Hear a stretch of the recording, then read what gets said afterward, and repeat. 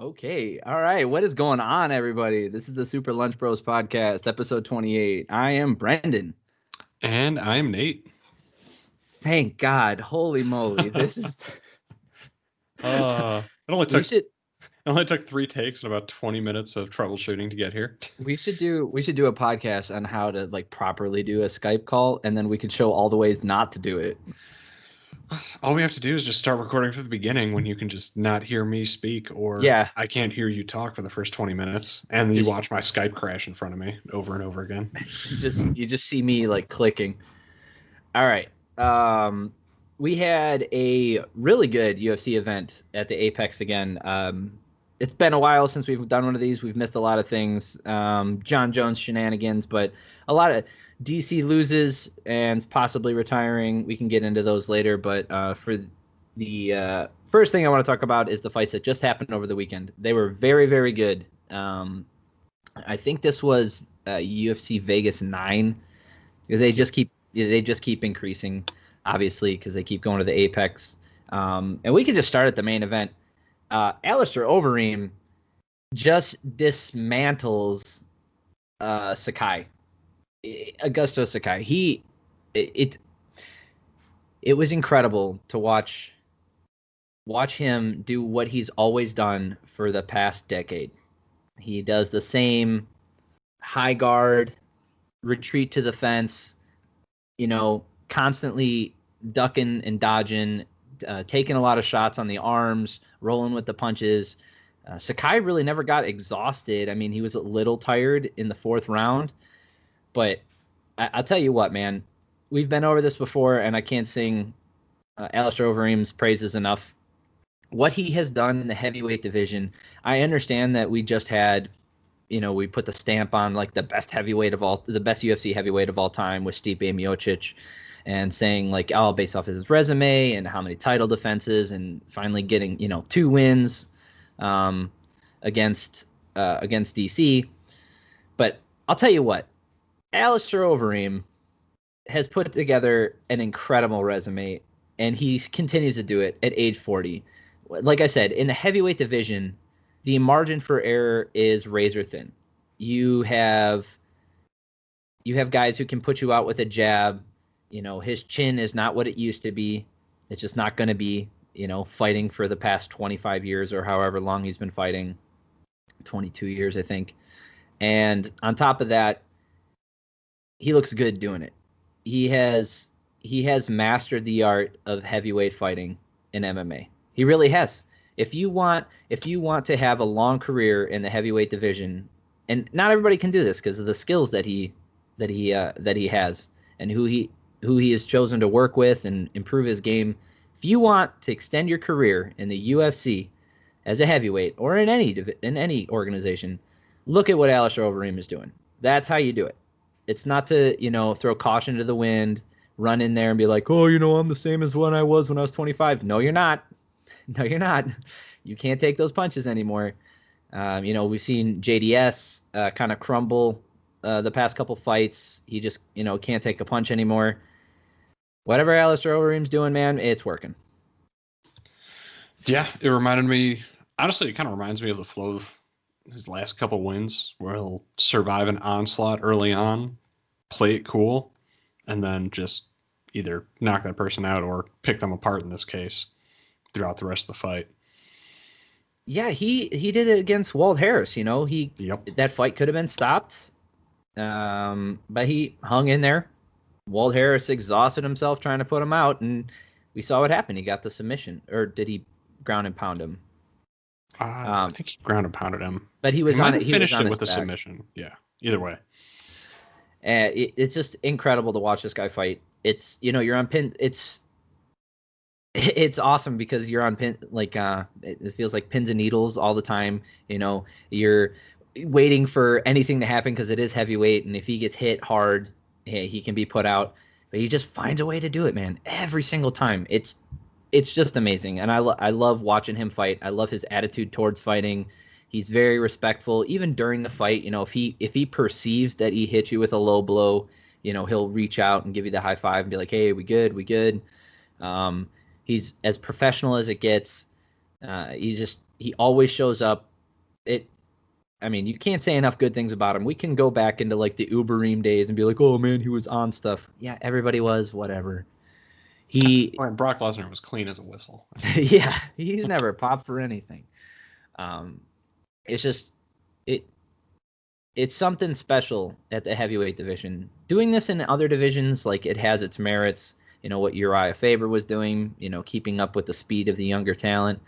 But in the heavyweight division, it is so difficult to keep going after you lose your chin. It really is. Especially a lot of these guys, that's their hallmark. And once their chin goes, like that's it. They have nothing else. And he has found new ways to win. He's polished off techniques. Dude, it's incredible because like if you watch him fight, he's doing the same things he's always done. He's just gotten like ultra precise with everything he's doing. He's so intellectual in there. You can see it. It's like watching a scientist like decode a mystery, and like he figures it out by the third round, and then that's it. And it's interesting because I've been going through his record too, and really, because I don't count the Rosenstruck loss as an actual loss. It's I know not. That's baloney. No, but if you look at he's really only lost twice since 2016. That was to Stipe and Curtis Blades. And that Stipe fight. And Francis. Or when did he lose to Francis? That was 15. It was a while ago. Oh, no, that was 17. Okay. Okay. So Stipe, Curtis Blades, and Francis are the only people that have really beaten him. So the Curtis Blades fight, we can talk about that, but Curtis Blades is a monster. Yeah, that's what I mean. Like, he's in that conversation for... He's only lost to title contenders or lost in title fights. I mean, Curtis Blades should be fighting for a title next, but because of politics and, his fighting style, also, rightfully so, he lost to Ngannou twice, which, we can go over those losses. The first one wasn't really a loss, and the second one was a behind the ear punch. Completely legal. There's nothing wrong with it, but, it threw his balance off, and like, they jumped in early. That's fine. So he should be fighting for a title, in my opinion. Stipe, obviously, is, we've already said, the greatest UFC heavyweight of all time. You can't really argue anybody else anymore. And in that fight, Alistair had him rocked. Like, remember, he, like, in the post-fight interview, Stipe was like, man, he kicks hard. Like, dude, he rocked you with a punch.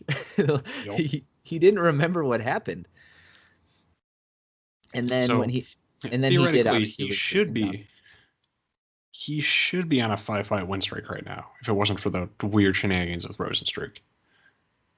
Yeah, I don't like that fight. Yeah, and like even if you take that away from him, all right, so he's 4 out of 5 of his last in the heavyweight division. In the heavyweight division. And then his only losses really in his last, 10 fights were to either a title fight or people in close title contention. So it's what fight would you give him next moving forward to? Probably Rosenstruck again, because everybody else is locked up. Yeah, we've got Ngannou most likely fighting for the title against Stipe. We've got Curtis Blades fighting fucking Derek Lewis for some reason. Whatever. I mean, that's happening. So, I mean, what's the heavyweight division, the rankings? And Blades is on a 4-fight win streak too. So, yeah, he's not with his only losses in the UFC to Francis Ngannou. So, like it, I think Curtis gives, if things shake out in a certain way, I think he is a tough test for Stipe. I think the cardio is going to be the real question. Fighting Stipe, because in that last fight with Stipe was just masterful. You can talk about the eye poke. I don't want to talk about that crap. Like he was in the fight from round 1, which is better than the last 2 fights. Okay, the first fight he was kind of in it. It was going back and forth, but he got caught early. I think it was in the second round, but like DC clearly had his number. And in the second fight, DC was winning. I think it's overblown the amount of dominance that DC had against Stipe. I don't think it was nearly as bad as people were making it out, because people made it seem like, oh, this is the biggest comeback because Stipe was getting demolished. He wasn't really. He wasn't giving quite as good as he was getting, but he was definitely giving back and giving DC some trouble in that second fight. And then he put the stamp on it and was able to get him out there. And in this last fight, man, Stipe was in it every freaking round from the very start, and they had some back and forth. There was a slowdown in round 4, but he really showed that, like, hey, my cardio is on point. My striking is as good as it's ever been. I can take a punch. I firmly believe the reason why DC got that win the way he did with that short hook knockout was because Miocic had just fought Ngannou recently, and his chin was still diminished. I don't think that, because you could watch that third fight one more time and see the shots that DC hit him with, or go back and watch a second fight and see the shots that DC hit him with. Those were better, more precise, and probably harder shots than he hit him with in the first fight, and they didn't even stop him from moving forward. So I think Stipe's a huge test for Curtis if that shakes out that way. I think if Ngannou wins, which is a total possibility because everybody's favoring Ngannou, although we haven't seen we could just see a replay of the first fight like that. Yes, everybody is counting Miocic out yet again. For the past, how many fights in a row has everybody just been like, oh, okay, well, Miocic got the last win, and it was a little surprising, but clearly the next one he's going to lose. No, like he could go in there and take him down and do exactly what he did the first fight. Remember, he took Ngannou's some of his best punches in that first fight. Yeah, I don't remember if it went to the ground or if he was really able to hold him down for that first round. But I mean, they had some pretty solid exchanges before he actually brought it to the ground in that fight. So I think he did get him. He did get him to the ground. Yeah. So then we just had Rosenstruck knockout JDS. So he's ranked number 3. And we had Alistair Overeem just win. So if we look at the rankings, we've got Miocic as the champ, Ngannou number 1, Curtis Blades, Jairzinho Rosenstruck number 3, Derek Lewis number 4, and Alistair Overeem number 5. So given those rankings, obviously coming off of 2 wins, I think the best option is Rosenstruck and Overeem. Both they obviously don't have an immediate opponent, and everybody else above him is locked up. I don't want to see. And I want to see that fight get run back because that was kind of. I think the best. I think it could go. I think Rosenstruck could catch him again, and then he'll be like, "See, I'm better." But that first fight was one-sided. I don't think Rosenstruck won a single round, and then in the last 5 seconds gets that weird stoppage. So there's Alexander Volkov. Obviously, he just lost. Poor JDS. He was the champ before. He's still in there. I know. It's a lot of losses. It's a shame. So it's not a 3-fight losing streak. That sucks. It's a heavyweight. I think Volkov could probably fight Volkov. Overeem and Volkov would be okay. Although, Volkov's coming off that loss to Curtis Blades, and he's obviously ranked lower. But I think you could run that Rosenstruck fight back, and then the winner of that gets the next. That wouldn't even be the next title shot because Curtis Blades versus Derek Lewis. The heavyweight division, man, I think it's more competitive now than light heavyweight. Although apparently John Jones has vacated. So, and if John Jones runs up into heavyweight, then you just throw everything out. Who the fuck knows? Curtis Blade's never going to get a title shot. It'll just I don't know. Steve Ngannou for the next 2 years. I'm okay with that, like those matchups, but I'd rather see John Jones fight somebody before he got a title fight. Just one. Just put him in there in the mix. And John Jones Overeem? For his sake, they used to train together too. A big name. That would be.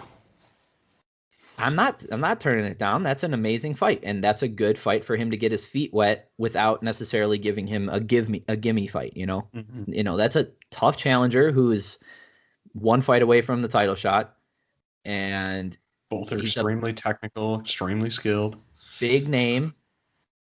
He's not what he used to be, and he's not going to go in there and bully John Jones. I mean, He's that not could going to go be, in there and be a heavyweight and just throw himself at him. yeah. I mean, it could be a really good fight. But yeah, I'm very, very impressed by Overeem. Every time he goes out, I am rooting for him. I've been rooting for him for the past couple years, just because his story is so cool. Remembering him from Pride when he fought at like basically 205 against Chuck Liddell, and worked his way up to heavyweight and Strikeforce and becoming the K1 Grand Prix champ and all that stuff. He's got a really cool story. Yeah, and he's been doing it forever. All right, so the co-main was actually pretty cool. We had OSP versus Alonzo Menafield, and OSP has been bouncing around the light heavyweight rankings for the past 6 years, 7 years now, and he really just can't put things together. He got that one title shot, the short notice fight against John Jones, and that was... It just looked weird because John Jones had ring rust, and OSP looked good, but it was just... Well, he came in on 6 days notice, and he was clearly not in, fight shape yet. He gassed out very quick, which his gas tank isn't great to begin with. Mm-hmm. But he went the distance with him, and it was an okay fight. It was weird, but like if you really go back and look at OSP's record, he just trades win and losses, and I don't at this point. I mean, he's not young anymore. I don't know where he goes from here. I don't know if he ever can make a run. I mean, with the light heavyweight division losing John Jones and him, maybe, if he could put together 2 good wins, he could get a title shot now. Yeah, maybe that's what it is. Now that Jones is gone, we might see some more movement in the light heavyweight division. Yeah, I'm not mad at it. It's gonna feel a little weird though, especially for the first champ or a couple of title fights with John Jones, because it's going to be that kind of air of him hanging over it of, is this person really the champ? I would say that it's different than the last couple times, because the last couple times he was never really beaten. The real close fight with Gustafsson, which I thought he lost, but anyway, I think enough people think he lost to Thiago Santos, and enough people thought he lost to Reyes, to where now you could at least make the argument that the best light heavyweights are still in the light heavyweight division. And it's not like it was before. I'm one of those people that legitimately thought, the Reyes fight, I felt like it could have gone either way, but especially with the Thiago Santos fight, if Thiago Santos didn't tear his ACL, I think it was, during that fight, basically if he didn't tear his leg in the second round, I thought he was going to win that fight. I still think he won. He came close to winning with half a leg. Yeah, I still think Santos won that fight. I live scored it. I've gone back and watched the Reyes fight again. So when I was live scoring, something just leaned me towards John Jones. I forget which round it was, and I picked him, and I had him winning that fight. But I've gone back and watched it. I think Reyes did enough to get the win. So you can legitimately say that John Jones has been beaten in his last two the last 2 fights, and I think that's enough for people to accept whoever comes out, because I think Dominic Reyes is supposed to fight Jan Blachowicz for the light heavyweight title next. So I think there will be enough interest in that division and enough certainty that will allow it to move on and not have that cloud over it like when DC was champ. Because when DC was champ, everybody knew that he lost to John Jones, and he never really was competitive with him. No, it wasn't like it was a close loss. It was always that era. You didn't beat this guy. Yeah, there was a lot of talk about why John Jones looks diminished the last couple fights, and the biggest one that I heard repeated was, oh, well, he just can't get up for these fights or he's not interested. And I think that's baloney. I do too. I don't really buy that one either. I think he's aging. I think he is aged gracefully because I don't think he's taken a lot of damage. And I think his defense is as good as ever. But I also think that his offense has diminished quite a bit. And that's what's allowing these other fighters to catch up to him. And a move up to heavyweight now is a good time for him because light heavyweight really has caught up to him. So I'm okay with him leaving the light heavyweight division right now. He also stopped being a risk taker. I think that was his biggest. It's the GSP that was the effect, biggest man. change that I saw between. I mean, really, after the OSP fight, they call it ring rust, but for the most part since then, I haven't seen him be an aggressive risk taker in a fight.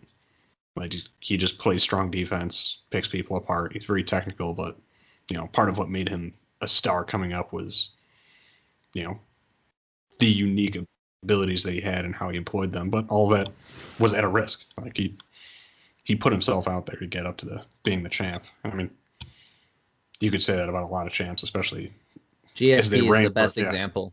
GSP, even Tyrone Woodley, you can make some arguments that he wasn't getting up for fights, but he was also playing very smart, competitive defense. I think Tyron Woodley's a little bit of a different story. I think age definitely does have a factor in his reign as champ, but also I think he's just kind of done with the fight game. Whereas John Jones, I don't think he's done with the fight game so much as he's always been this way. Everybody talks like this is something new, but he's always had distractions. He's always had other focused. He's always been scatterbrained. And I don't think anything is different except he's older now and more experienced. That's all. I think he knows how to win fights in a safe way, and that's what he's been doing. Yeah, pretty much. But yeah, OSP got a great win. Fadeaway, kind of a fadeaway, I think a left straight to put out Alonzo Menafield. Great shot. OSP still has it, and I'm always excited when he fights because it could come to an end really fast. But OSP has got cardio issues. It's been a problem ever since he's been in, and that hasn't gotten any better. And he also doesn't put combinations together. I do think coming back down to light heavyweight is probably a good move. Oh, yeah. Because I think he probably realized, especially against Ben Rothwell, that his cardio was not going to be any better at heavyweight. No. Because he, discipline's out the door at that point when it comes to eating and, He's some of those issues. I actually met somebody at the gym today when I was working out who used to train with him. Like he's from Tennessee, and we were talking about OSP, and he said OSP used to throw him around. Like this guy is not small. This guy's he's like 6'1", 215. Pretty jacked guy, very strong, and he does a lot of training. Those are like functional stuff, as well as training for MMA. And he's trained with OSP before, and he's like fighting OSP was like fighting a ghost. It was like you'd get hit with stuff, and it would be so random, and you didn't know where it was coming from. And when he grappled with him, he said it felt like a bear playing with his prey. Like that's always been his strength, but his weaknesses are, he doesn't put long combinations together. And I know that's not everybody's thing, but when you're waiting for that one perfect sequence to get a knockout or waiting for somebody to expose their chin enough, like you're going to lose a lot of fights because that perfect situation might not come, or you might not exactly capitalize. I wish, he's been and the other thing is he's been successful with his technique. So how are you going to tell someone who has been successful in the UFC, be like, dude, you got to change stuff? Like obviously he hasn't got a title, so you could always say that like, oh well, it's not as successful as it needs to be, but it's enough to make his career. Yeah. All right, so we had the clown show at welterweight. I can't fucking stand this guy, Michel Pereira. The dancing dude. Yeah, I'll let you take this one because I didn't see this fight.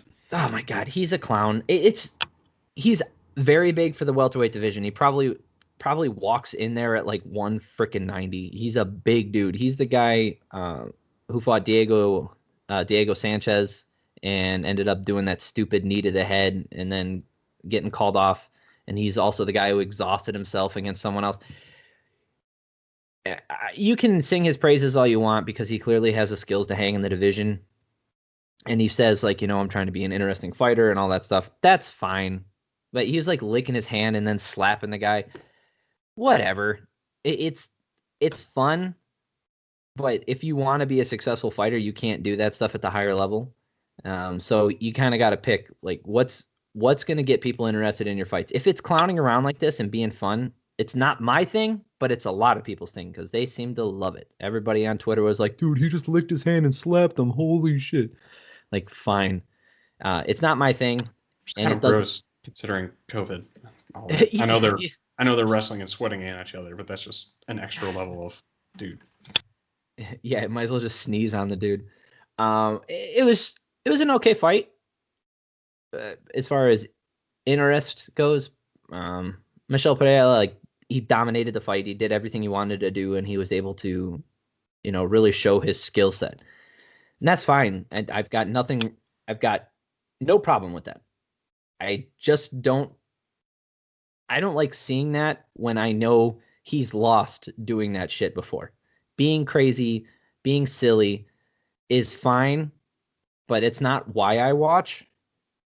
So I guess maybe this fight's not for me. I guess maybe it's more for the casual fan, somebody who wants to watch a crazy person. My kind of crazy is someone who gets in there and doesn't take his foot off the gas, moves forward and puts pressure on you, kind of like Justin Gaethje does. Like, that's my kind of crazy. That's why I watch fights. Someone like that who just does not stop. Someone who just keeps going. Tony Ferguson. Like, Tony Ferguson has his fair share of crazy. He does crazy shit too. But he applies it in a very effective manner, and we've seen it work over a long period of time. And I don't think it was ever to his detriment that he was doing that kind of funky stuff ever. Whereas Michel Pereira came in breakdancing and was so exhausted that he gassed himself out before he even got into the goddamn octagon. And then we saw him not, pay attention to his tools and need a ground opponent. It's just stupid. And that's why I don't like seeing this stuff. He was more measured in this fight. So let's see what happens going forward, but it's not my thing. That's from other fights, but the only other fight I really was interested on this card was Brian Boom Kelleher. Got another guillotine submission, a crazy tight one within like the first minute. Dude, he's incredible. This guy is just a workhorse. He hits hard. He's got a crazy guillotine, and he's going to be a fun guy to watch at featherweight for a long time. He's got the skill set that's going to keep him in like the rankings and possibly the title contention for a while. He's a fun guy to watch. But that was pretty much the whole card. It was a pretty short card. One of the reasons I really liked it. The pace was really good. I really am not a fan of ESPN Plus. I think we said this before, but it really, really stinks. It's so bad. I don't understand how an organization as big as ESPN can have such a clunky UI, user interface. It's so bad. I don't think it's just ESPN. And I'm going to shit on a lot of things right now.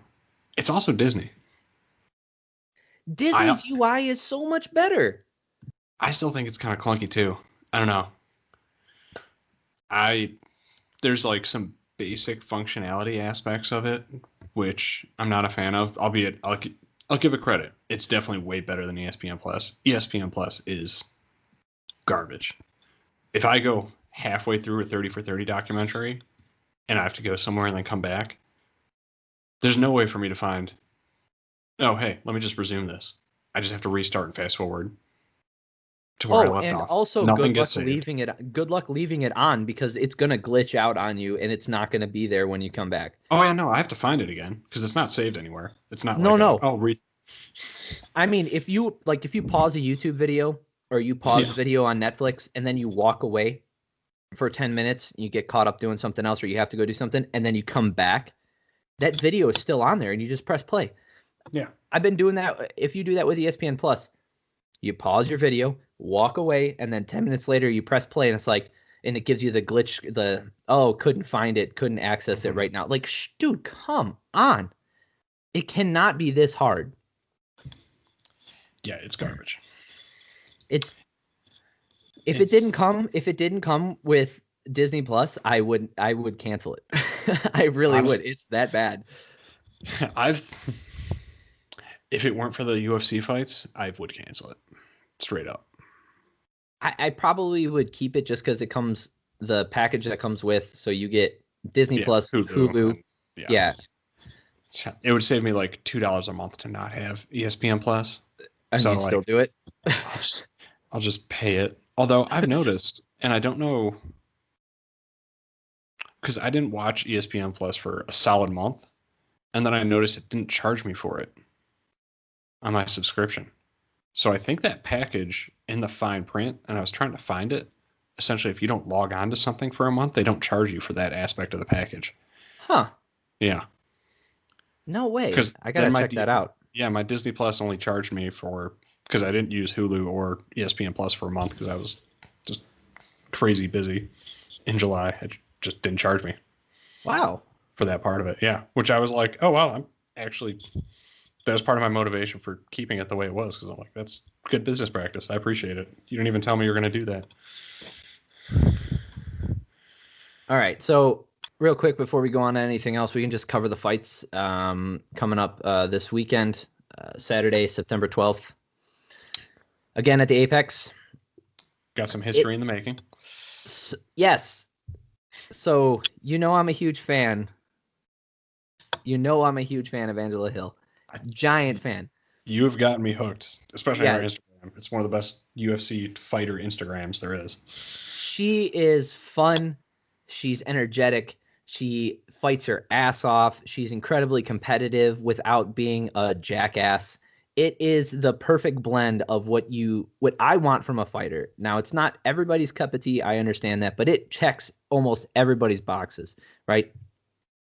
This woman has gone on a tear, and her story's incredible. She just started when she was 20. She started doing Muay Thai when she was 24 because she was getting fat. Like, it's incredible the amount of progress that she's made. Her parents were abducted by aliens. She has an amazing skilled striking capability. Like So this is a big deal. First, I hope they don't hang their hat on this too much. I understand the historical significance. I'm not trying to put that down, but she is the first Black woman to headline a UFC card, which I'm trying to think of a not offensive way to say this, because it's unfortunate. You'll probably only hear that if you actually follow her on social media, because the UFC sucks at promoting those aspects of the UFC. This it's kind of like a personal thing for me. That's not why I come into things, and that's also not why I am attracted to fights. I'm attracted to fights because of skill set, storyline, and those kinds of things. But the storylines I'm most considered, I think her story is incredible. Yeah. I think her personality is incredible. And those are things that make her who she is, right? I'm more so talking about still my frustration with their handling of Amanda Nunes. Oh, that's what I figured you're talking about. Yeah, they've done a really bad job. That's kind of what I'm hearing back to. They botch at opportunities to promote someone who has an amazing story and is breaking barriers that the UFC just kind of lets pass and doesn't necessarily. And I don't mean it like the UFC doesn't take advantage of it, but I don't think they give those big benchmarks their due as well as they could. Yeah, I think there's also something to be said for their fan base. If you look at their fan base, I think it's 18 to 30-year-old, probably 18 to 40-year-old men, right? That's us. Yeah. It's us. I'm sorry. It's us. So it's dudes, and I guess that's not a big storyline.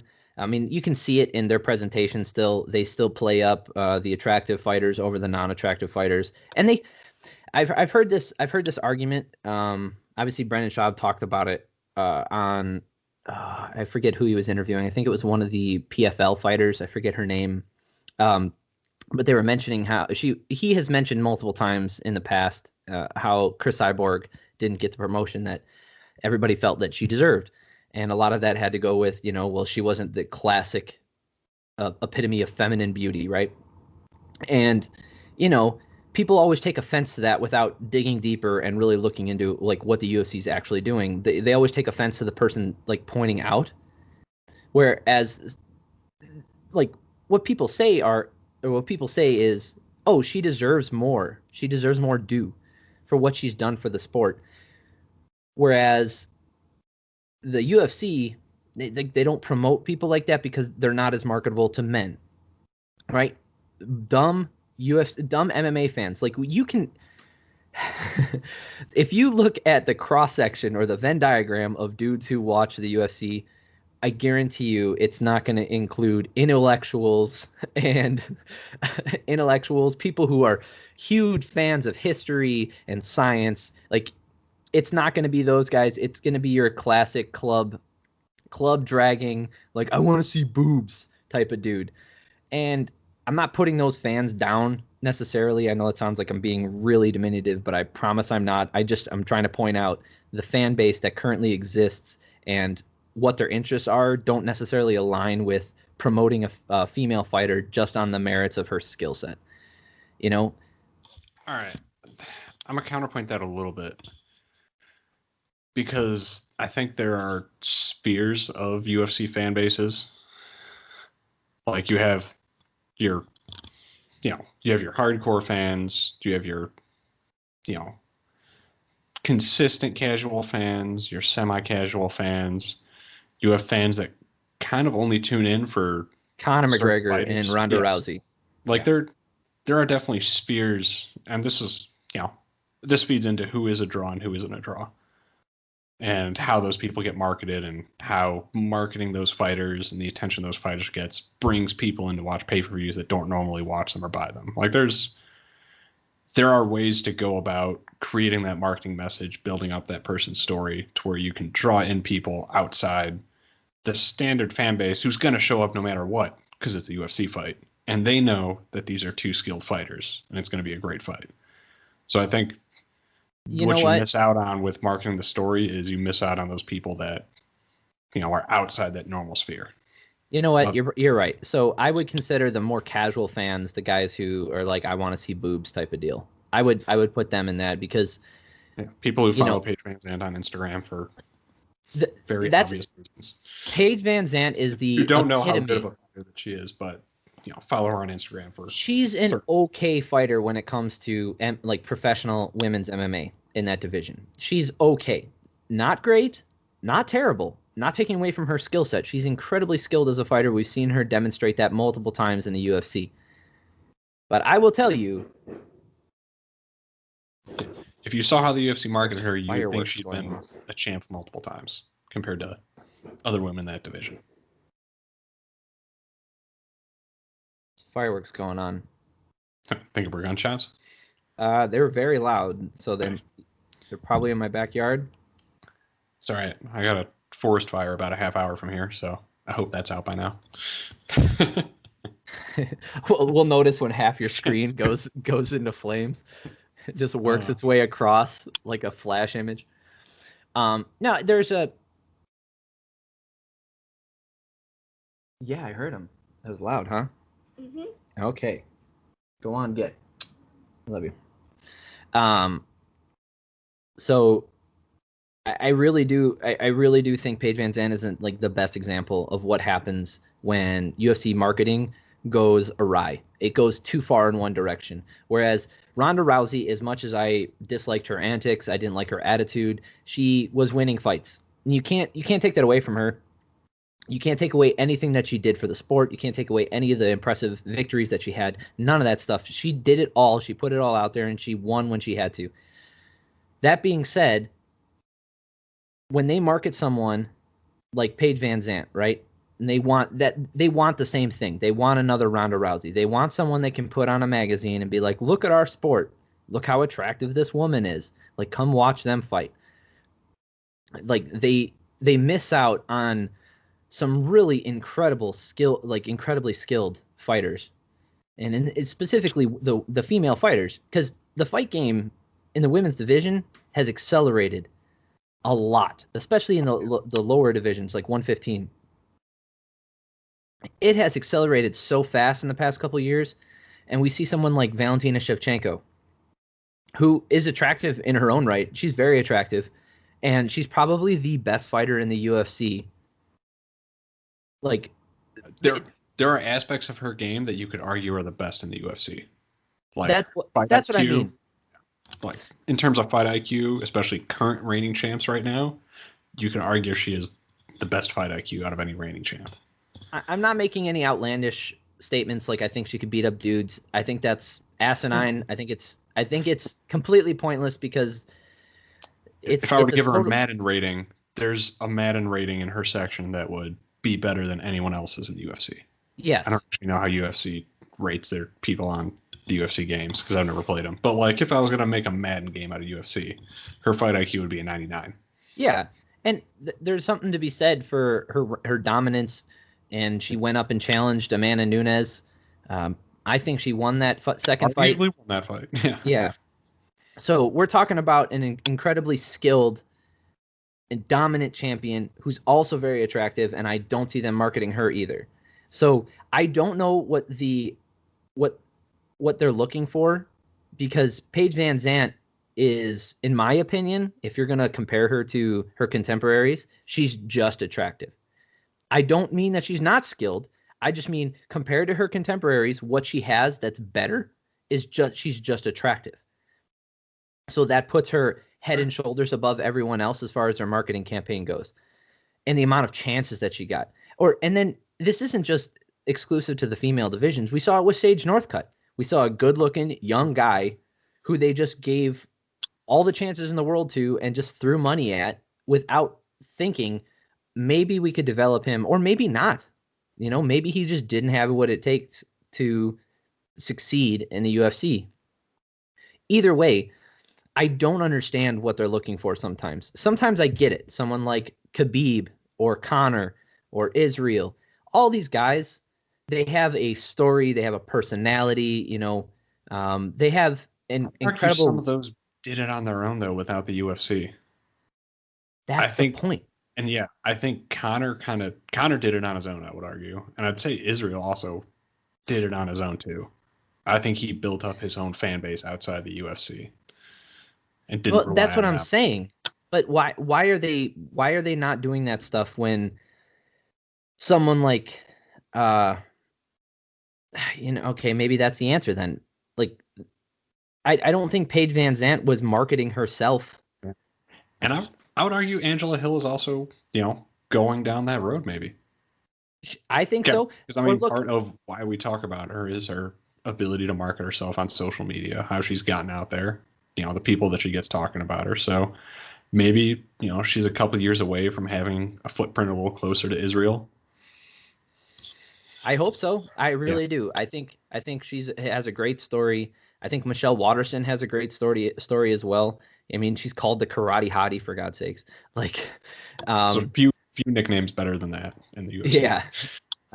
Michelle Waterson's last fight was lackluster. She really held back, and I don't know how she beats Angela Hill other than in a point battle.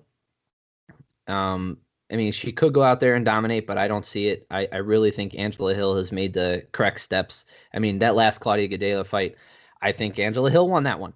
Absolutely. I'm adamant Angela Hill won that fight. I don't know. The strawweight division is getting kind of clogged up at the very top anyway.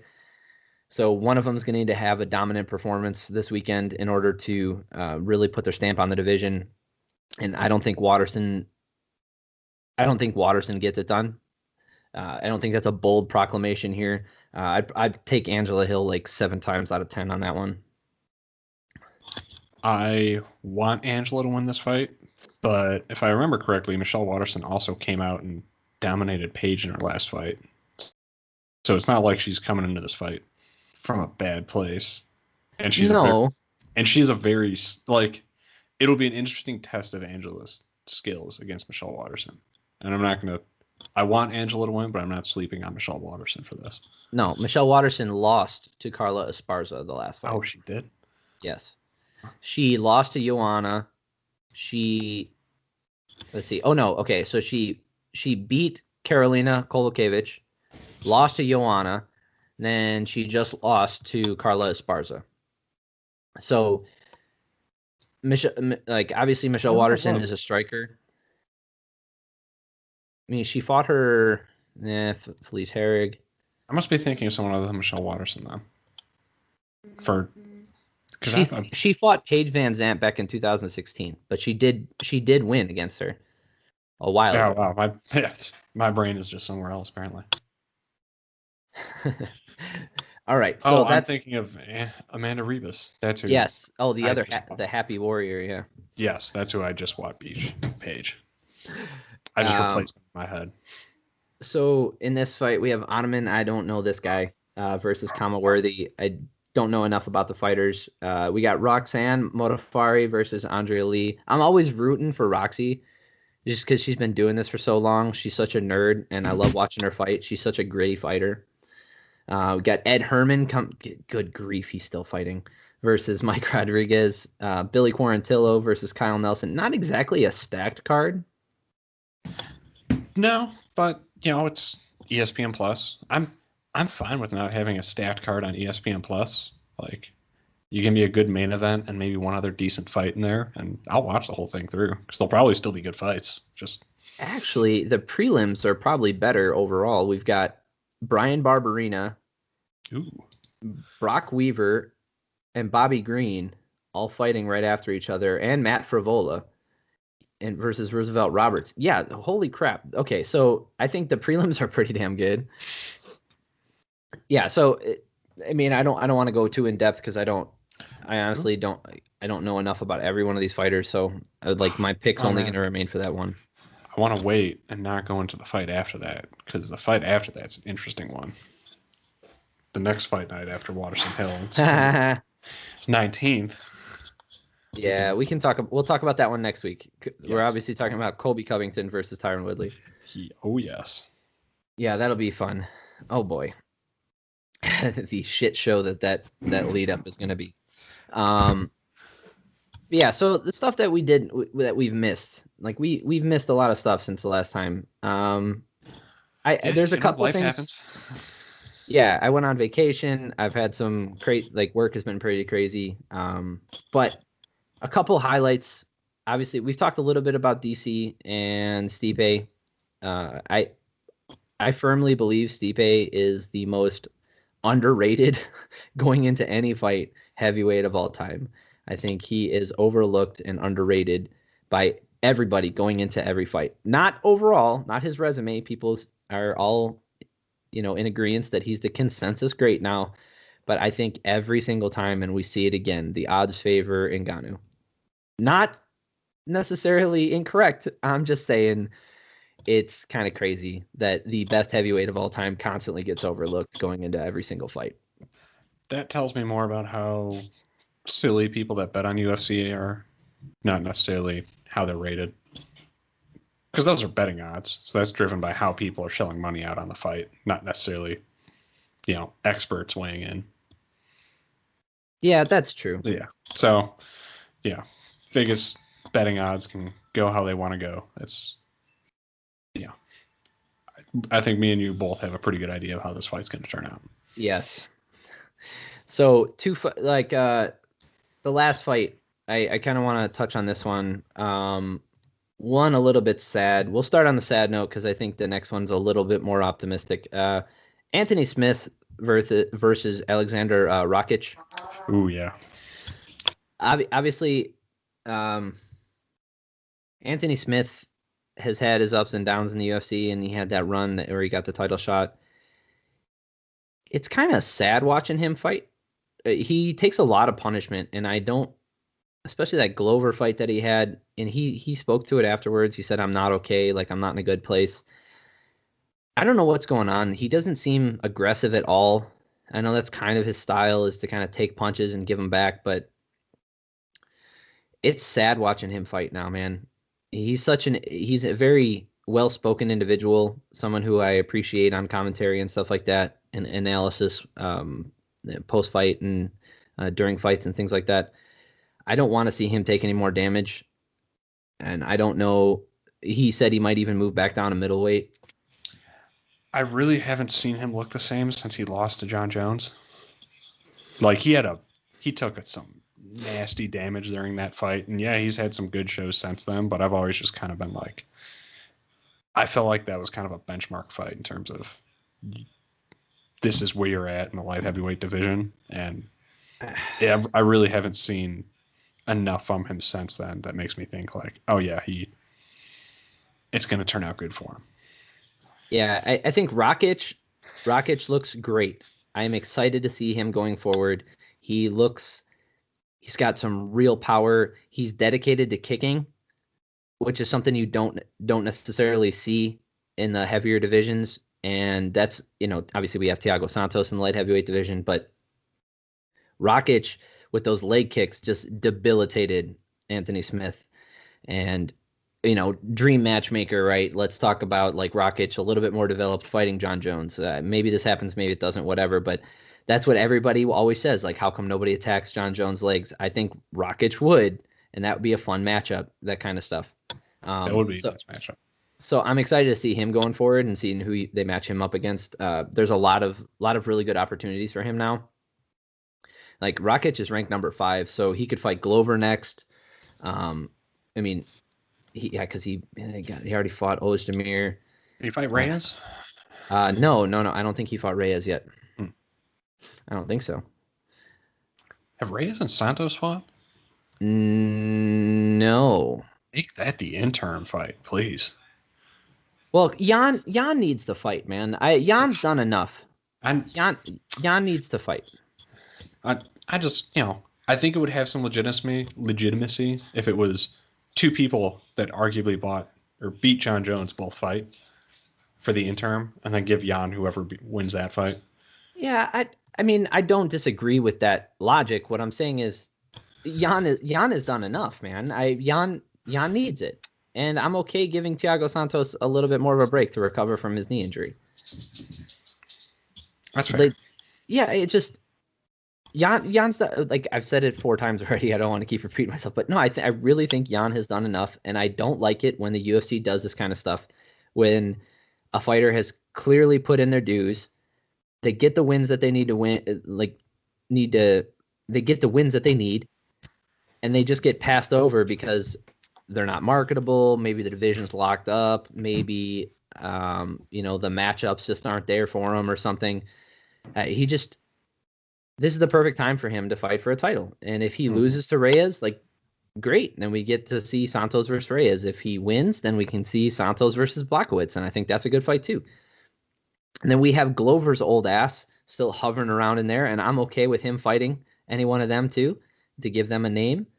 I'm okay with all that stuff. I think the light heavyweight division with John Jones is not better, but more interesting, because now we don't have that thing looming over everybody's head. Like, okay, who's fighting John Jones next?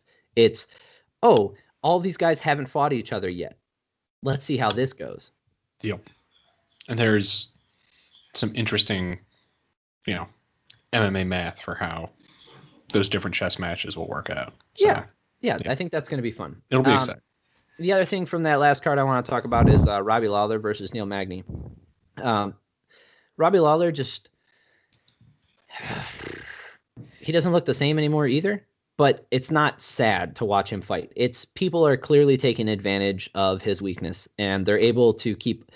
If you get someone with the cardio of Neil Magny and the forward pressure, they're going to be able to take advantage of Robbie Lawler's weakness, which is grappling. It's not that he's a bad grappler or bad at takedown defense. He's incredibly good, but if you keep on him, that's not how Robbie Lawler wants to fight. He wants to get in a brawl. He wants to knock you out. So if you take that away from him, you can get the win. We saw it with Kobe, and we saw it with Neil Magny. I think the blueprint is there. I mean, you even saw it with Rafael dos Anjos. There was obviously a injury that happened, but still, I think Neil Magny, I'm very excited to see him in the welterweight division succeeding again, because I don't even think it's been quiet. I think he's been pretty outgoing, and he's had some really good freaking wins. I'm trying to think of who he fought last. I actually want to go over this because I have a feeling he hasn't really lost to anybody in a long time. So his last couple fights. So he lost to Santiago Ponzinibbio, right? But he beat some other guy before then. Then he beat Jing Liang, Anthony Rocco Martin, and now Robbie Lawler. I think he's put himself in a good position to challenge for like a title contention at this point. There's a lot of good matchups for him, like Vicente Luque. We've got Damian Maia is supposed to fight soon, but he's retiring. We got Stephen Thompson versus Neil Magny would be incredibly fun. Glover got COVID. Oh yeah, he did. Yeah, he was supposed to fight Thiago Santos. Yes. And ended up popping positive. Okay. So we obviously still got Jorge Masvidal in the welterweight division. That's a fun matchup for Magny. Leon Edwards. Poor Leon Edwards. I mean, I feel bad for him a little bit, but the dude, he's not making a good case for himself. Like, he talks a minimal amount of shit because that's who he is. And I have all the respect in the world for someone who represents themselves in accordance with their real persona. I really do. Someone who just represents like their real morals and values in an honest way, and they put it out there. You know, like, I'm a hard-nosed fighter and I don't talk shit. Fine. I talk shit and I go out there and win. Fine. You know, either way, if it's you, that's awesome. But the problem with him is, like, he's incredibly skilled and nobody really wants to fight him because his name isn't that good. Yeah. Which is, I don't blame them for not wanting to fight him, because that's a terrifying fight. I wouldn't want to fight him either. But I would if it wasn't going to advance your career.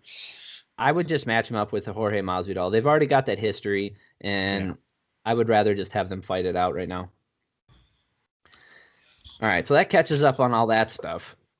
Mm-hmm. What else is going on? I mean, not much, man. Oh, what's his face? Who moved to Bellator?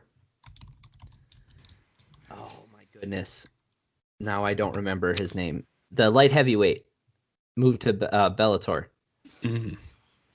Oh my goodness! Corey Anderson. Corey Anderson moved to Bellator. He asked for his release from the UFC. They gave it to him, and he just took off and immediately signed with Bellator.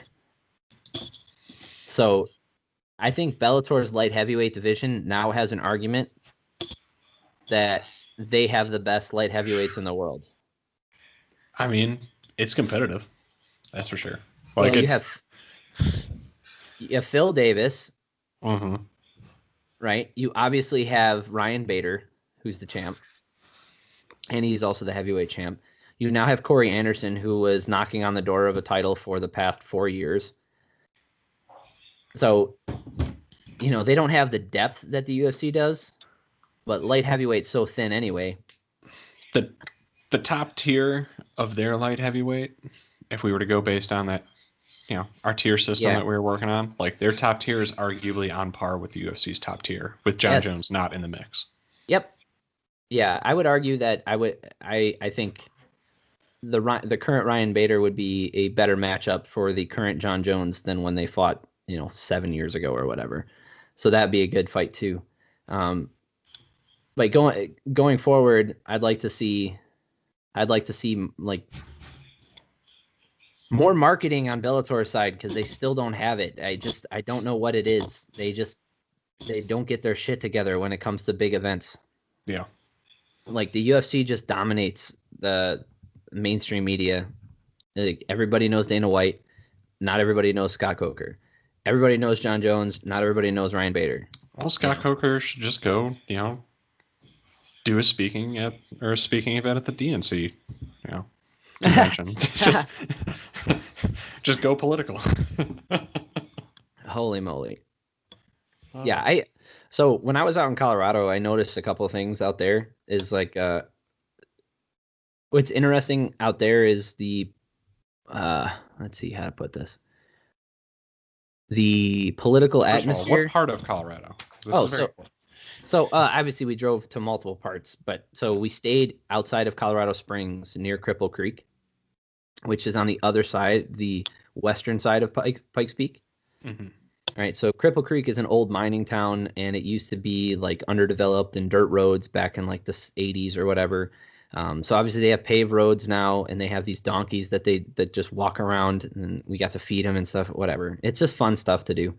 But it's just 100% casinos now, like little casinos. But you notice that similar to like any other place, but it was just very prominent when we were driving around is we saw a lot of pro-Trump signs everywhere in Colorado. And I noticed that like once you get into the cities, they're still there, which was different for me coming from like Illinois where everything is like all Democrat all the time until you get into the farmland. I thought it was interesting to see like the political atmosphere out there because everybody's also net like it's guns are a necessity for some of those people. Obviously, like they live out in like the woods and they don't have like the cops can't show up immediately. It's going to take them 45 minutes to get there. So like there's a lot of like gun signs and like NRA stuff. I thought it was interesting being out there. It's being out west is it's definitely obviously very different than the Midwest for a lot of reasons, but that's something I also noticed up here in the Pacific Northwest. It's like obviously most states up here, Washington State, Oregon, they're most likely, every percentile chance seems to point to it, they're going to swing towards Biden. But in terms of enthusiasm, I think I've seen like one Biden sign. Like the people up here that are going to vote for Trump regardless definitely have more overt enthusiasm about it and definitely will flaunt it more. I don't think there's necessarily as much like enthusiasm about the fact that Biden's running. Yeah, I haven't seen any Biden stickers, put it that way. Yeah, I think I've seen one. It's like I don't just like objectively, like you just don't see the level of enthusiasm. I have avoided more political commentary and talk this election cycle more than any other in the past like 10 years, like as an adult. And I've also avoided media more, like the media covering it. Like if I'm interested in something, I will look into it. Or if I want to look up information on a candidate, I go look it up myself. I look at how they voted before. I look at their policies and their practices and their history rather than anybody painting a picture about who they are. I also, I'll tune in to Rogan. Oh, yeah, we got to talk about Rogan. But anyway. There's some interesting stuff on that side of things, too. So someone who really stood out for me this year, obviously was Andrew Yang early. He was on Rogan, so I got to experience him in long form, and I got a lot of who he was as a person from that. And you get the talking points, and they're trying to get across an image and a persona and all those things as well, but they have their political talking points like anyone else does. But in those long forms, they can't do it in 5-minute snippets and then cut away and be like, "Oh, I made it through that one. Good job." Right? End of quote. Anyway, if you haven't seen that video, wait, when Biden was just reading off a teleprompter and he said "end of quote" like a dork. Yes, I have seen that. He's a dork. I was thinking about a Joe Rogan episode. I'm like, I don't. No, but so yeah, I get what you're saying though. Andrew Yang raised a lot of economic points that nobody else was raising, so I was very supportive of that. Not necessarily I believed in every one of his policies. He was kind of the Ron Paul of the DNC. If you go back to like 2008 Ron Paul or 2012 Ron Paul, back when he was running and like, he was promoting stuff on the Republican side that no one was like pretty much pre-Tea Party that no one was talking about in terms of budget deficit, all that stuff. So he was bringing up things that I was very tuned into after he brought them up. I started looking into that more. We actually had discussions with I had some discussions with professors and other students who also looked into information about that, specifically about automation and how it is not the same as the Industrial Revolution. It is not the same as the car, the advent of the personal vehicle. It is not the same as those things. It is very different. There is there's just steps that need to be taken and forethought that needs to go into how we deal with a automated world that he brought up. Not necessarily that his policies were the right ones or that they were the best option for right now. Not saying that, not even a little bit. I mean, you could look at what he was saying, 15, 20 years, 30 years, whenever this happens in full force, we can look back and be like, see, somebody was talking about it and nobody else was. That's what really tuned me into him. And then when Tulsi Gabbard was going through and making her rounds, I wasn't the biggest fan of her domestic policy, but that's whatever. I liked that she was a non-interventionalist. I thought it was very interesting that she spoke out against a lot of things that the the DNC was in favor of, and vice versa. Like she seemed like a rock solid candidate that a lot of people would have supported, but the DNC decided not to back her, and I don't understand.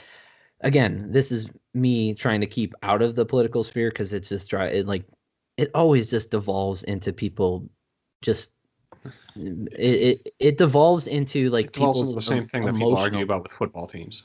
It's my team versus your team. Yeah, and that's stupid. If like for a football team, like that's one thing. Like that's a fun argument or a fun little thing that you can have. Like, oh, you're a Packers fan, you suck. You I can't believe you drafted that. yeah, like it was my choice. Like I do happen to be an owner though, so I guess maybe. Anyway, uh, I thought it was interesting that there was a candidate that clearly represented a what I would consider a lot of people's viewpoints and hit like a happy medium between a lot of people, and they just shoved her off to the side, and then they pushed and then Bernie Sanders somehow got pushed out again, even though again like he had support from people, again, rightfully so or wrongly. I don't care. I'm not trying to criticize people's political viewpoints right now. What I'm saying is someone who had so much support from especially the younger generation of people, again, for whatever motivations they might have. I'm not trying to not trying to judge that right now. But somebody else that like clearly people were ready to get behind and they're like, "Nah, we're good. Get this other guy." Like I don't understand. I don't understand how people can, even if you're an older individual and maybe you're not necessarily as tech savvy or looking into things yourself. I don't understand how people can just sit back and not realize what the fuck is going on. I think there's a level of, because like ultimately you can only consume so much information during the day. Sure. Based on whatever your like time frame is, however your life has spent, there's only so much information you consume. And if you're not a very savvy person in how that information is getting to you, I can see how it can become very easy to get locked into a lane. And it be, this is the lane of which all of my information is funneling through. And ultimately, that's steering you towards something. Like when you're on that road, when you're in that lane, it's going somewhere. And I can see how it can be hard to get out of that lane once you've been on there. And especially if you don't have a lot of time to explore different roads and see counterparts. And I would argue from all sides, there are a lot of ways that information is disseminated to us now that is openly antagonistic against other ways of viewing that information and other points of view. Yeah, that's really troublesome. To where when you're consuming information, it's not just this is a point of view. It's this is a point of view because that other side is trying to destroy this, this, and this, or that other side is trying to erode this, this, and this, regardless of what's true or not true about that. Like it's a very destructive form of how we gather information on top of how polarized it is. Like there is, I, I, and there's a lot of anecdotes that people try and point out about like, oh, Civil War this, whatever that. I would argue that there is an active information war. Yeah. Like if you were to compare two state powers, two different countries engaging in information operations against each other. Like if you were to take China and the Philippines engaging in information operations against each other, like I would put that on par with what you see from different sides of the political spectrum in the U.S. It's a information civil war. Yeah, it just to speak on like voting practices just for a little bit, like I understand that there are single issue voters who, if given, okay, first of all, I just take one step back here. This is my opinion, but I firmly believe that voting on a candidate because you think they have a chance to win goes against what, you know, a true like democratic republic or a representative republic stands for. You shouldn't, it's been called like the political horse race. You shouldn't be voting based off of who you think can win. Because the reason why you're voting for a representative, it's just that they are there to represent you. So if they share your beliefs, your morals, right, your political viewpoints, whatever it might be, right or wrong, given whatever you want to talk about, I don't even care. I'm not saying your views are wrong. What I'm saying is you should be voting for someone who represents you, not someone who you think can win, right? So I think there's a huge issue with that in this country, that we've been fed this information that, like, first of all, we only have two candidates. That's a huge issue, right? I don't think there should be 100, but there should probably be more than two. And then on top of that, it's a huge talking point. I was criticized, during the last election, an older guy who probably is used to dunking on kids, being like, "Oh, who are you voting for? That's stupid because blah blah blah." He said to me, he was like, "Who are you voting for?" And I was like, "Well, that's a weird question to ask me out of nowhere." Like we were in the locker room at the gym, and I think I mentioned like, "Well, I was looking at Gary Johnson," and he's like, "Who's that?" And I'm like, "Oh, he's the libertarian candidate, and I think they need more support, and if they hit a certain percentage, they can get government funding so they can actually run a real campaign going forward." And he was like, "That's a wasted vote." That added it. This conversation is over because you're clearly not an open-minded human being. Well, no. I spoke to him. I asked him. I'm like, "Why do you think that's a wasted vote?" He's like, "Well, he can't win." And I'm like, "I'm not voting for someone who I think can win." He's like, "Then why are you voting?" I'm voting for, and I told him, I was like, "I'm voting for someone who represents what as close to me as possible, like someone who represents my viewpoints or aligns with my political viewpoints or what I think is most important on most of the issues, and he aligns with me a lot. So that's why I would vote for that person, because they represent me." And he was like, "Well, that's a wasted vote because he can't win." He just reiterated that. I'm like, "Oh, I think a wasted vote is voting for someone based off of whether or not you think they can win, because now you have thrown all of what you consider important out the window in order to just push a candidate through because you think they have an opportunity to win." So if you're not in a swing state and your candidate is down by 10 points in your state, is it a waste to vote for them? Because ultimately, especially when it comes to presidential elections, you're voting for electoral college. So if you are in a state where it's feasible, where there's no feasible chance of your candidate winning, if you're in Illinois and you're a Trump voter, is that a wasted vote by that same logic? If they can't win your state's electoral votes, like that's a dumb way to go about. That's the exact logic. Like, then we can get into how the electoral college is divvied up and all those other things, but we don't have to do that. I think. And there's also the unfortunate fact of there's 100 million people that don't participate in U.S. elections. Well, no, because it's not me.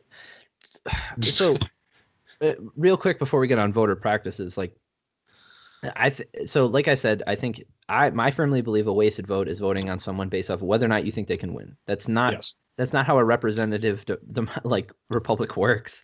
And And I'll throw out there my point of view too. So not necessarily going into who I'm going to vote for or why or all those reasons. But in terms of how I evaluate it, on a personal level, I have pretty much a 3-factor test. What is your moral fiber from everything that I can gather on you? What are your leadership traits and capabilities as demonstrated? Also a good one. And where do you stand on issues that you can affect from your office? Oh, that's also good. Yeah. Not necessarily. If you have a stance on something that I disagree with you on, like wholeheartedly, but it's not something you can actually affect from your office directly or really indirectly because of the way that powers are distributed in this country, that's something that I can get past. But, there's certain aspects like, moral fiber. It's a personal test. It's going to be a personal test depending on who's looking at that. But I think that's something important that you should want to represent yourself either in Congress, Senate, as the president, whoever you want being the face of this country.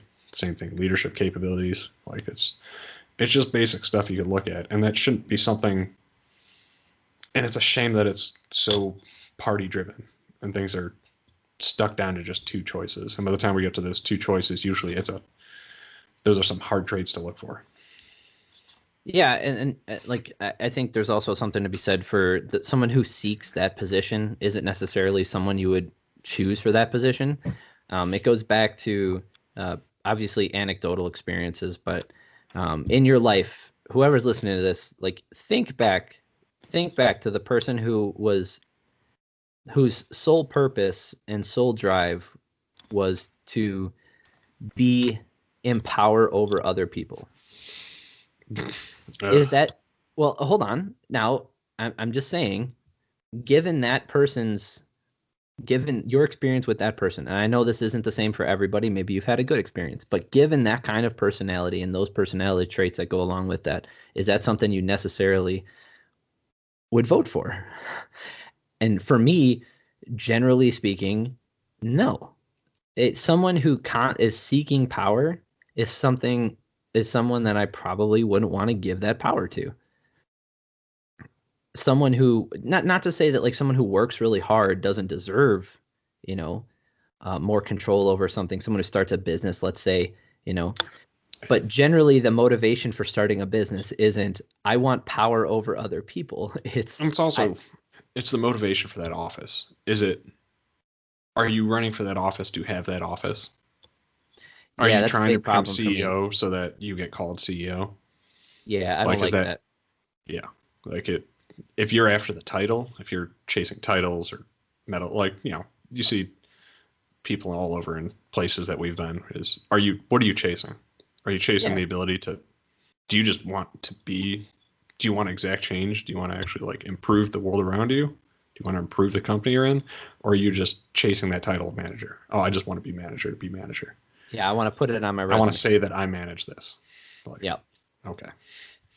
Yeah. So back to voter practices. So as far as like 100 million eligible voters not voting, I think there's an antiquated practice as well as I don't know if it's malicious in nature, but having a voting day during working hours is asinine.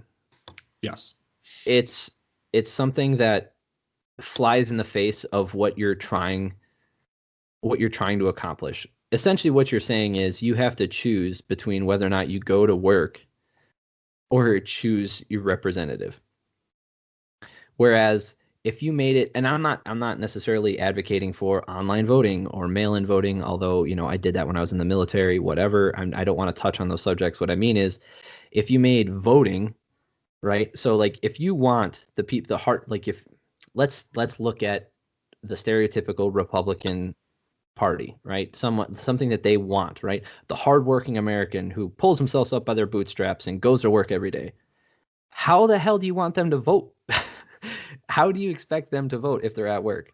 Like, so either make it a national holiday or put it on a day where people have more opportunities to get to the ballot box. And I've been afforded a position where like, I can leave for a couple hours and go wait because that's the other thing is like, oh, well, you can't leave that day to go vote. Yeah, okay. If it was 10 minutes, then fine. But it's not 10 minutes. Some people can't. Straight It up. what Like what there one there are people that work at Walmart that if you try and call off for a day, they'll just be like, all right, fine, I'll just hire someone else. And it's not even just them. I'm talking Like, about like the general person. Like you tell me if like let's say you're a business owner are and you I willing tell to you take, an $80 cut to your paycheck for that day?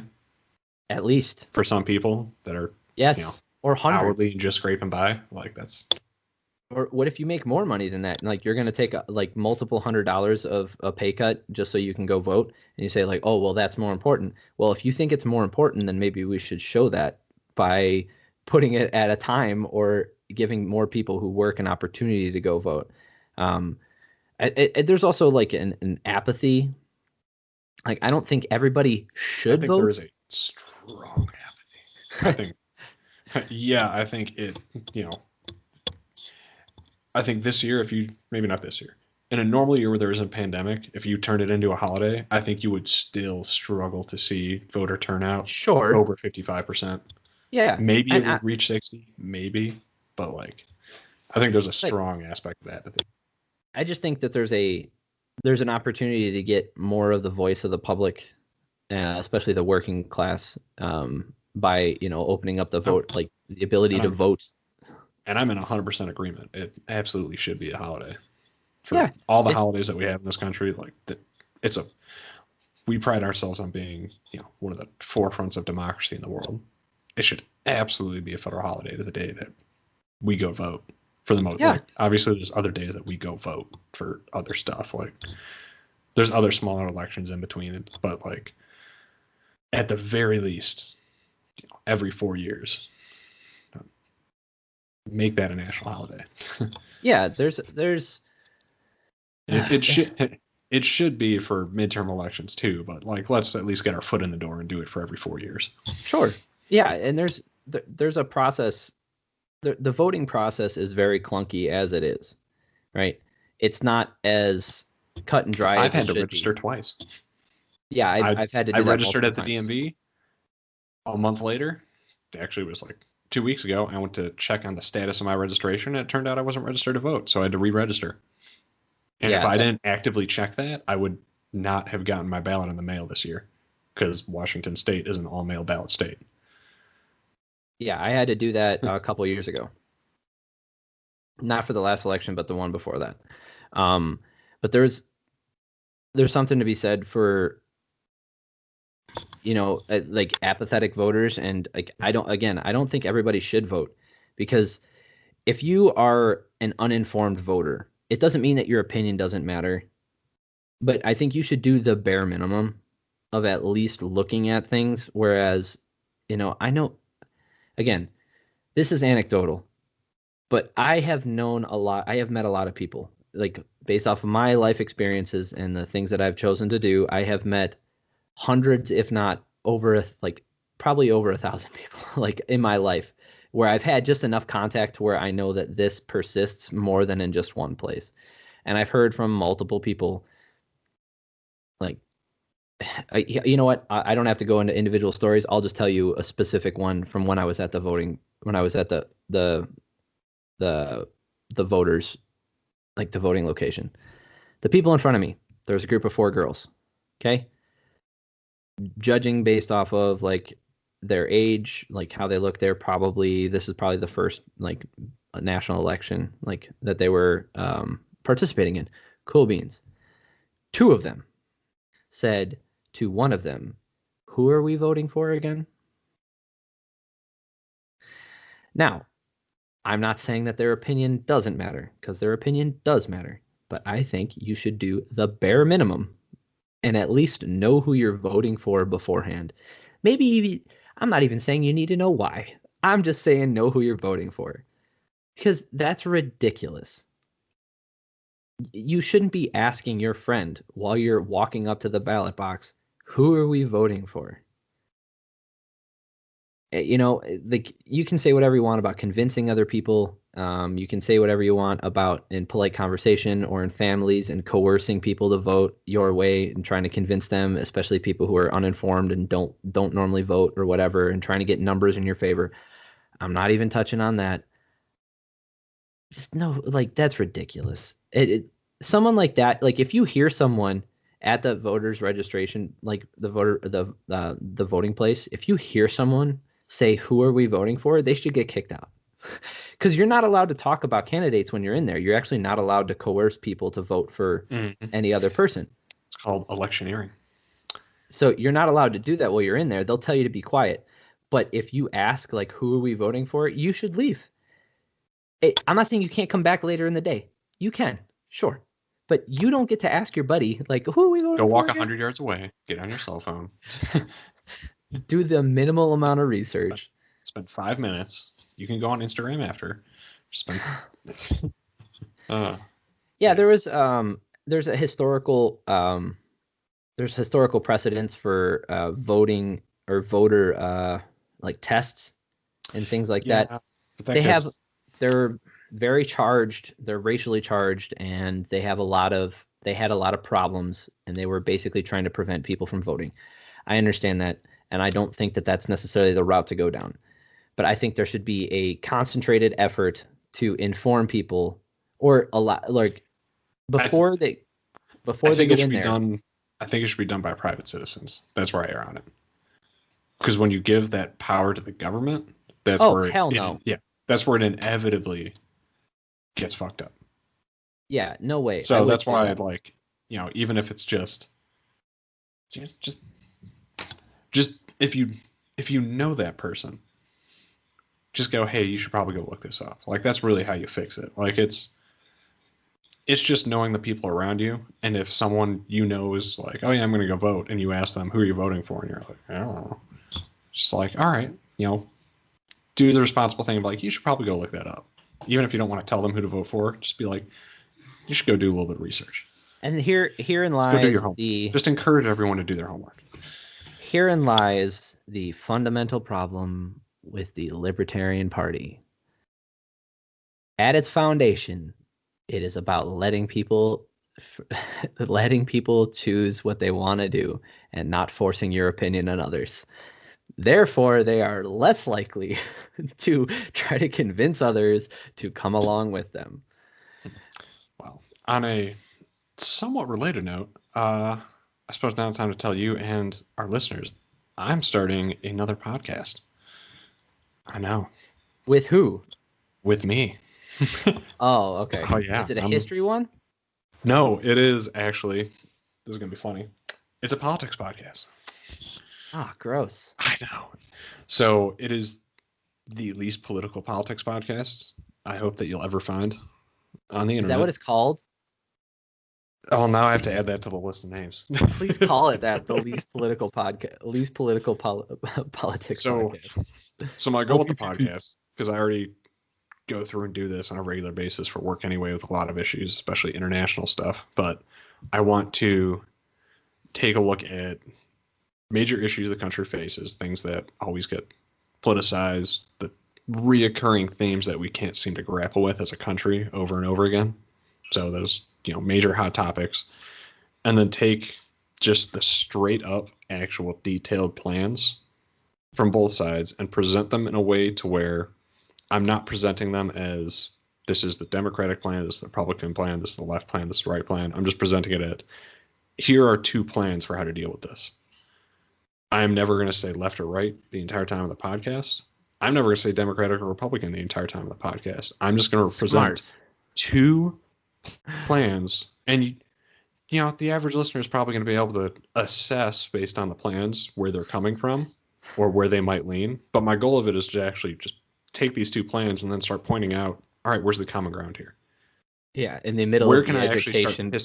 Where can I actually start picking things out that both of these sides agree on, both of these sides actually want to get done, both these plans cross over in these areas, what are the pros and cons to each aspects, and how can you, at the end of the day, move forward with a plan resembling both of these, or something that could be workable out of the options to solve these types of issues. So that is my goal with the podcast. So take a look at stuff in the United States as well as especially stuff on foreign policy, and just look at, all right, what are the options here, what's being presented forward in a completely apolitical environment, just purely these are ideas. I might throw some curveballs in there too. So here's some plans that you might not be able to figure out in any way where they're coming from the political side of the aisle, but these are the possible pros and cons to going at it from this direction, and just to get people thinking a different way, and maybe they'll end up realizing that they don't fall as hard into certain sides of the aisle as they think they do,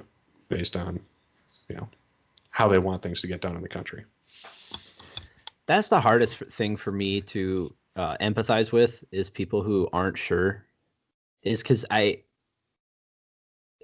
it's so easy for me to imagine, like, to read a list of things and be like, yes, yes, yes, yes, no, yes, no, no, no, yes, and be like, okay, who believes that, and then you can do, like I said, a minimal amount of research on your candidate, someone who represents your belief systems the closest as it can be. Not everybody's going to agree 100%, right?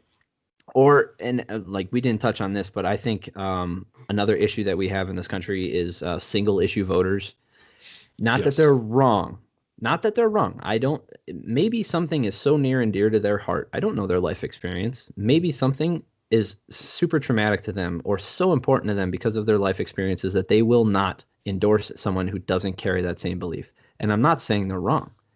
What I'm saying is, like, that person who only will allow a very particular candidate or only a particular set of candidates, particular set of skills. Anyway, if they only allow those people through, what they might not realize is the other things that they're ignoring might adversely affect what they believe. Or maybe that the person, like you touched on, maybe the person, it doesn't have the power to enact change in that field anyway. So congratulations, you went off an issue that candidate has no ability to govern from. So, like, if you vote up and down, right, midterm and in the general election, right, like, so you vote up and down based off of one issue, right? Like, anybody who says they don't like purple, like, I need people who love purple, and you only vote on that. Like, turns out nobody has the opportunity to change things to the color purple that you voted for. It seems silly to me that's because I've had people argue with me about that. I'm going to say something that a lot of people won't like, but I'm not going to say exactly what any of these single issues are. But if you are a single issue voter, you are most likely victim of propaganda, and you're most likely being tossed around by the information warfare going on. Like, that's a huge problem. You are most likely not only being influenced by information warfare occurring within the country, you're also probably being influenced by information warfare coming out of the country. You're being manipulated. You are probably sharing articles. You're probably sharing memes. You're probably sharing stuff on the internet and consuming things on the internet that might not even be coming from this country, that are supposed to create division when it comes to certain single issues, and supposed to exacerbate the division within this country. So you might actively be just diving into propaganda, and that's really what's driving your political opinion. And that's not healthy for anyone, yourself or the country. That's what I was going to say next, is because you are a single issue voter and because you only vote for that single issue, you are now the easiest person to manipulate. You are even easier to manipulate than people who don't know what they're voting for, because at least someone who doesn't know has to be convinced one way or the other, like, for a single reason. Maybe they, it's just a trigger word, or their friends have to convince them or whatever, but at least they have to choose. Whereas you've already been told who you're voting for and you've been manipulated. Now the thing that you chose to vote for now is the downfall of your voting practices. I think I think you brought up a very good point. It is more dangerous to be a voter to where the candidate that you're choosing is decided before the candidate is actually there, versus not knowing who you're picking going into the booth. Like, you can be that group of people at the booth that are like, who are we voting for again?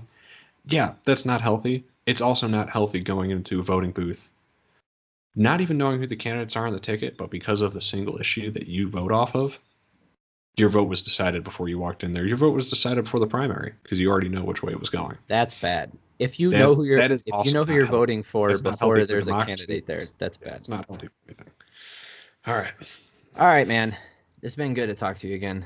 All right, for everybody listening, thanks for our delve our shallow delve into I would not call it politics shallow. for a I little thought bit. that was a great conversation. Yeah, but like we avoided a lot of things because we're being very polite, rightfully so. Because I don't want to would rather, impart my belief I'd rather systems on other people. yeah, I'd rather talk objectively about this stuff anyway. That's what I mean. Yeah. So everybody, if you made it this far, awesome. I forgot to do this at the top again because I'm a ding dong. But subscribe. Make sure you like our podcast. Review it. Yeah, if you have nice things to say or Leave mean comments. things to say, leave comments. Like and subscribe on YouTube. All that good stuff. And then obviously we'll keep you updated on Nate's new podcast that he's doing without me because he's a cheating bitch. And Listen, clearly you are going to be a welcome guest whenever you feel like. No, it's okay. I'm gonna go start. I'm gonna go start my own podcast, and it's gonna have blackjack and hookers. Oh. No, I make sure we'll keep you up to date on obviously the name of it and when it's coming out and how you can subscribe and go listen to him as well because that sounds super interesting. All right, Nate, do you have anything else for everybody? No, thank you for the premature plug, and yeah, this was great. It's great talking to you, man. I missed you. I miss you too. And now you're listening for another podcast. And you were so close. You're in Colorado. All right, later, everybody. Love y'all. All right.